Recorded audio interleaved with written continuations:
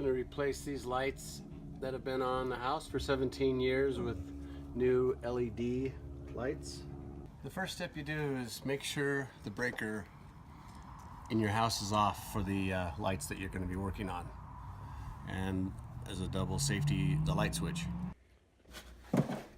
Very easy to install. The packaging is nice. This is the knob that goes on the bottom. Just pretty simple process. And then one thing you want to do, it comes for shipping, it has a piece of cardboard in there for vibration.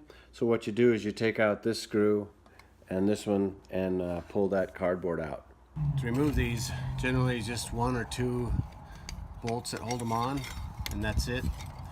You can, with the new fixtures, you can replace this bracket and put the new bracket using these 2 existing screws or the screws that come with it.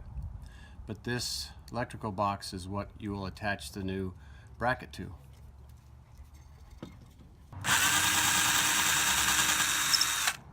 When you install the new fixture, the wiring is the same. White goes to white, black to black, and the copper is ground. And then again, you attach the new bracket to these existing holes on the old electrical blocks, which makes the whole process very easy. I pull these wires all the way out so that they're a little easier to work with. Place this over the top of it, and this is where you mount this bracket to the existing light box.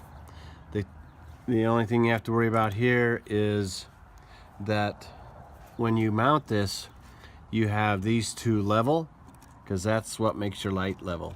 Now in this particular one, you can see I'm using the inner ring to mount this, and then the ones I put on the front of the house, I had to use the outer ring because the spacing was bigger. But again, all you have to do is put these in, get them started, and then make sure these 2 are level. You'll notice they have locking nuts on them. These 2 have locking nuts, and what that does is when you have these tightened down, you take these knobs off, because that's what locks the lighting fixture on after you place it on these 2 screws.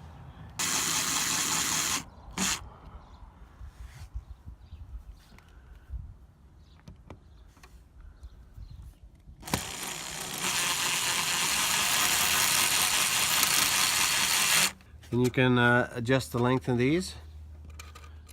I know where it needs to be because I've installed several of these prior to this one. So I make them long, bring this in, and tighten it down. Use the copper lead, which is the ground, give myself a little bit of room to work with. Kind of wrap that around there so that when it tightens it down, it kind of self-locks. Through trial and error, I found the best way to determine the length of these is put the fixture right up against the house where it's going to be nice and tight, and then you can see the clearance from here to here. That's how you determine the length of this. It's a lot easier to do it this way than once you have the wire nuts connected, if you're doing it by yourself and you don't have a second set of hands to hold the light. The other thing that may happen, that when you tighten these 2 screws down to the box fixture, this bracket may bend a little bit, which in turn will make these bend in or out so they're not straight. All you have to do to make sure that it fits on the light fixture is do it bend it one way or another so that it slides on there evenly.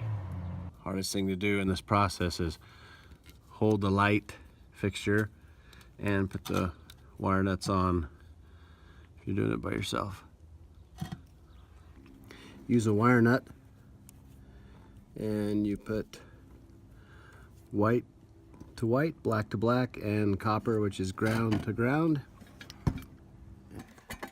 Tuck them back inside the electrical box.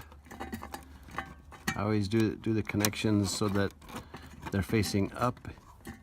If there's any moisture that gets in there, then it drains off of them. After you have the wires tucked in the electrical box, line up the screws that you've already pre-tested the length on, and there you have it. Just at this point, double check that your light is level.